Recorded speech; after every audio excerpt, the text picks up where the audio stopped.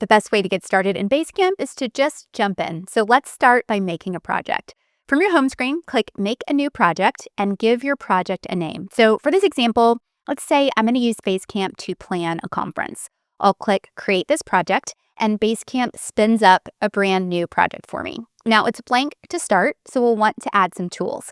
Now, the beauty of Basecamp is that every project is customizable. So you can add the tools that you need and change it at any time. You can use one or two tools. You can use all the tools. Every project is incredibly flexible. So let's say for this project, I know I'm going to have lots of to-dos and tasks that I'll need to assign to myself and to some other people. So let's click that plus and I'll add to-dos. I also, for this project, will probably make some announcements to the team. So instead of sending emails, I might want to blast messages to everyone within the project. So for that, I'm going to add a message board tool. And we'll likely have some appointments, some deadlines. I'll want to post those on a calendar. So I'll add a calendar tool. And then we likely will have some contracts or other documents we'll want to keep within Basecamp. So I'm going to add docs and files. And then let's also say we want to have some casual chats amongst the team. I'll add a chat tool. And then there might be some things that you want to use an outside product or service for. So for this example, I might have a Google spreadsheet that I'm keeping track of my RSVPs. I can add that to keep it within Basecamp as well. So hitting that plus button, I can scroll down to external link. I have lots of options here. I have a Google Sheet option. If I post that URL here, I can call this RSVPs and save that. And that will now show up on my project page as well.